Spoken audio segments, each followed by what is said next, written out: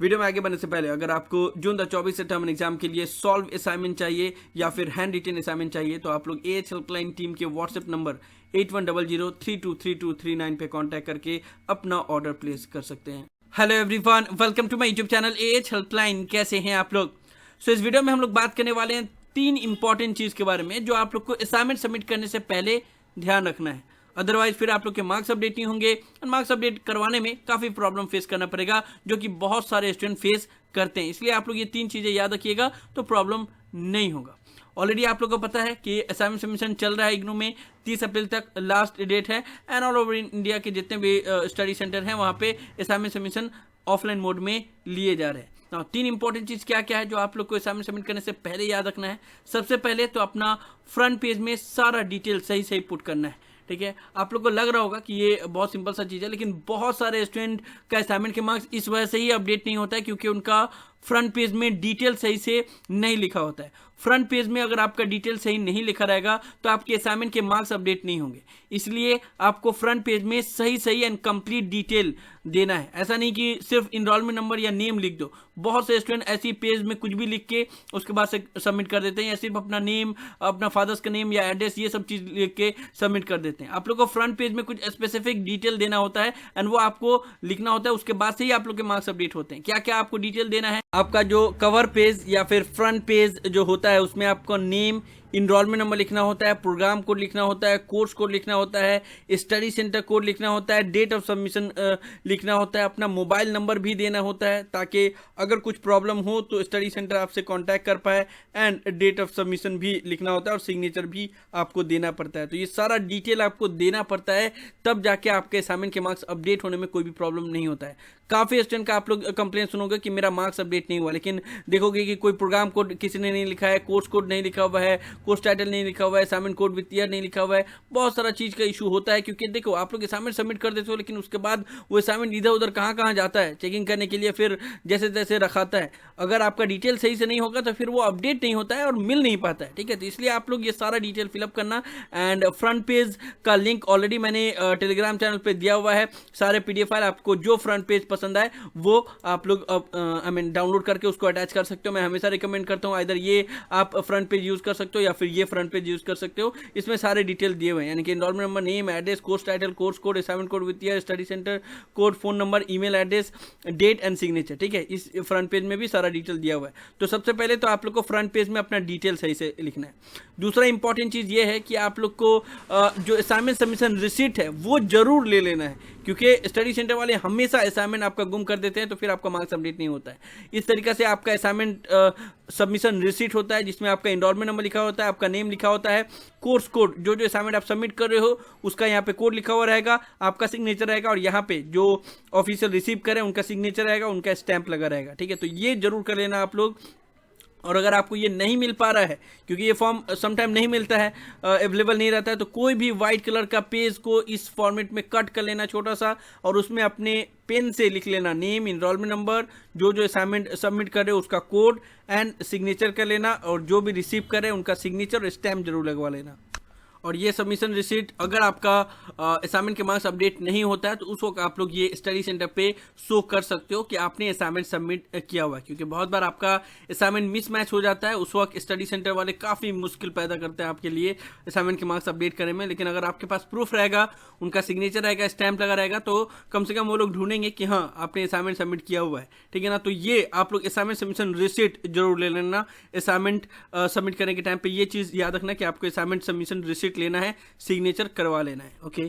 तीसरा इंपॉर्टेंट चीज़ ये है कि असाइनमेंट के साथ साथ आपको क्वेश्चन पेपर भी जरूर अटैच करना है। बहुत से स्टूडेंट असाइनमेंट में क्वेश्चन पेपर अटैच नहीं करते हैं, लेकिन उससे भी काफ़ी स्टूडेंट को प्रॉब्लम होता है, उसमें भी चेकिंग में डिले होता है। बहुत सारे आप लोगों के साथ नहीं पता होगा, बहुत सारे जो टीचर हैं जो आपका असाइनमेंट चेक करते हैं, वो उसमें क्वेश्चन पेपर नहीं रहता है ना, तो कभी कभी वो लोग उसको साइड कर देते हैं जिसमें क्वेश्चन पेपर आता है, उसको चेक करते हैं। उनको चेकिंग में आसानी होता है, इसलिए आपको असाइनमेंट के क्वेश्चन पेपर अटैच करने हैं। जितने भी अगर आप लोग ऑनलाइन गूगल फॉर्म का लिंक देखोगे तो उसमें हर एक में क्वेश्चन पेपर आप लोग को अटैच करने के लिए मैंडेटरी बोला गया है कि आपको क्वेश्चन पेपर अटैच करना होगा। यहाँ पे देखो attach a copy of assignment question paper. इसके अलावा बाकी अदर जगह पे भी गाइडलाइंस दिया हुआ है, तो उसमें बोला गया है कि आपको असाइनमेंट के क्वेश्चन पेपर जरूर अटैच करने हैं, तो आप लोग क्वेश्चन पेपर को जरूर अटैच कर लेना। उसके साथ साथ कुछ और इंपॉर्टेंट चीज़ें ये है कि अगर आप ऑफलाइन असाइनमेंट सबमिट कर रहे हो तो अपना असाइनमेंट को स्कैन करके अपने पास रख लेना एज अ सेफ साइड, क्योंकि क्या होता है कि हार्ड कॉपी आप असाइनमेंट जब सबमिट कर देते हो तो आपने असाइनमेंट सबमिट कर दिया, अब आपके पास कुछ भी नहीं है।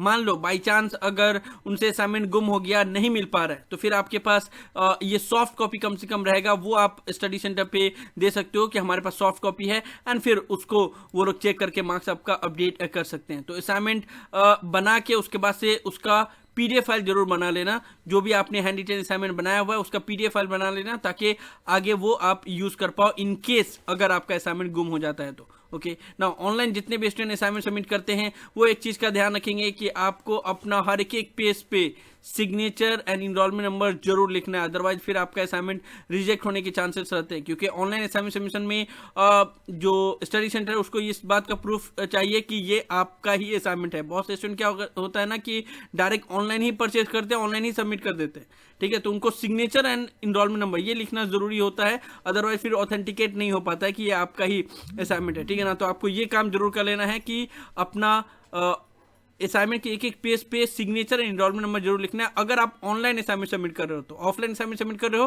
तो ये चीज़ों की जरूरत नहीं है, यानी कि हर एक पेज पे सिग्नेचर करने की जरूरत नहीं है। लेकिन ऑनलाइन असाइनमेंट सबमिट करते हो तो ये आपको करना जरूरी होता है। And last and most important thing कि असाइनमेंट सबमिट करने से पहले ये देख लेना कि आप सही असाइनमेंट तो बनाए हो, क्योंकि इग्नू में हमेशा ये होता है कि स्टूडेंट को कंफ्यूजन होता है कि कौन सा सेशन का असाइनमेंट बनाए।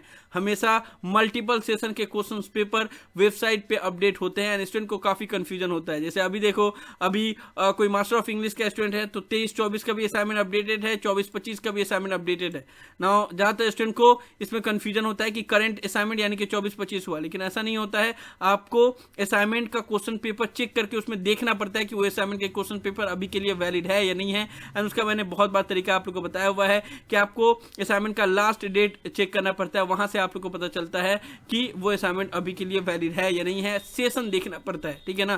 तो उस तरीके से आप लोग को पता करना होगा। तो सबसे इंपॉर्टेंट चीज ये है कि आपको क्वेश्चन पेपर देखना होता है कि आप सही क्वेश्चन बना रहे हो कि नहीं, सही आंसर लिख रहे हो कि नहीं, क्योंकि ये सबसे इंपॉर्टेंट चीज है। क्योंकि पूरा आपने असाइनमेंट बना लिया और गलत ही क्वेश्चन का असाइनमेंट बना लिया तो फिर तो पूरा ही बर्बाद हो जाएगा आप लोग का।